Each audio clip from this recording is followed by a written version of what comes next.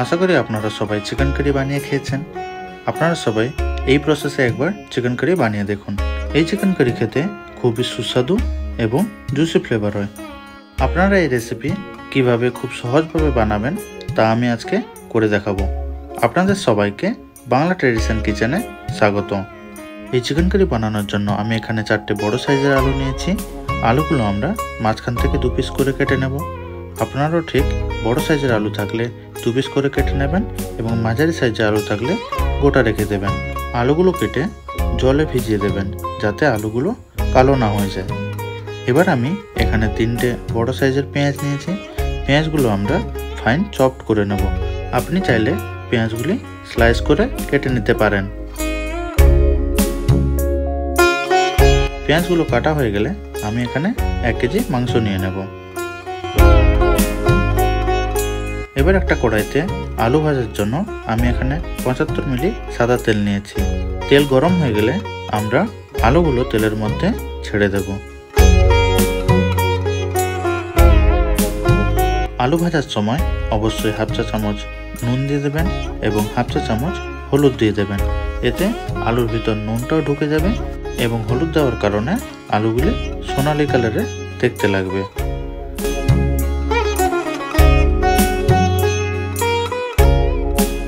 আলু ভাজা হয়ে গেলে আমরা একটা পাত্রে আলুগুলো তুলে নেব। এবার ওই তেলের মধ্যে আমরা চিকেনগুলো ভেজে নেব। চিকেনগুলো ভেজে নিলে চিকেন জুসি ফ্লেভার থাকে এবং চিকেনের স্বাদ দ্বিগুণ হয়ে যায়।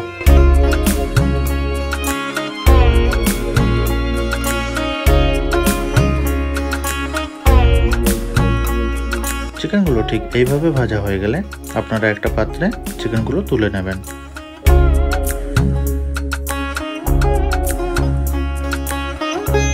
এবার আমরা চিকেনগুলো ম্যারিনেট করার জন্য আমি এখানে 75 গ্রাম টক দই নিয়েছি। টক দইটা আগে থেকে ভালো করে ফিটিয়ে নেবেন। তার সঙ্গে আমি 2 চা চামচ কাশ্মীরি লঙ্কা গুঁড়ো দিয়ে দেব।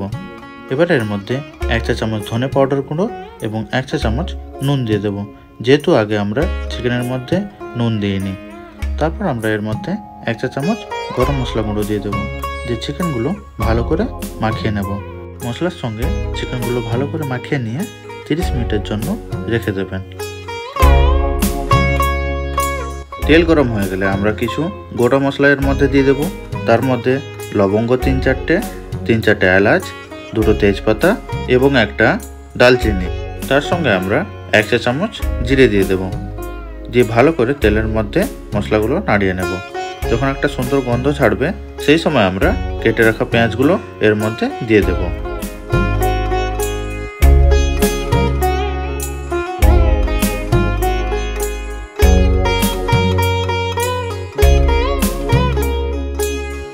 পেঁয়াজগুলো একটু লাল করে ভাজা হয়ে গেলে আমরা এর মধ্যে 1 চা চামচ লবণ দিয়ে দেব এবং 1 চা চামচ হলুদ গুঁড়ো দিয়ে দেব। তার সঙ্গে আমরা 2 চা চামচ আদা রসুন বাটা দিয়ে দেব।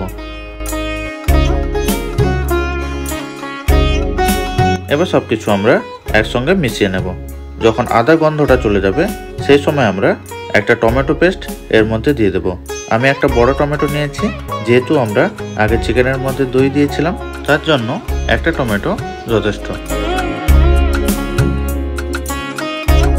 মশলা কষানো হয়ে গেলে যখন দেখবেন তেল ছেড়ে দিয়েছে সেই সময় আমরা ম্যারিনেশন করে রাখা চিকেনগুলো দিয়ে দেবো, দিয়ে ভালো করে মশলার সঙ্গে মাখিয়ে নেব।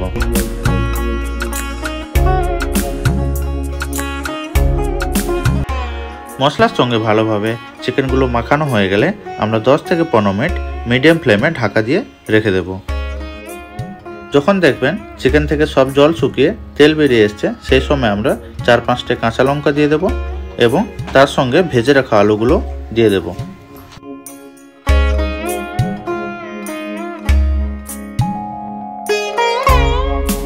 আলু দেওয়ার পর আমরা আরও 10 মিনিট লো ফ্লেমে চিকেন আর আলু ভালোভাবে কষিয়ে নেব।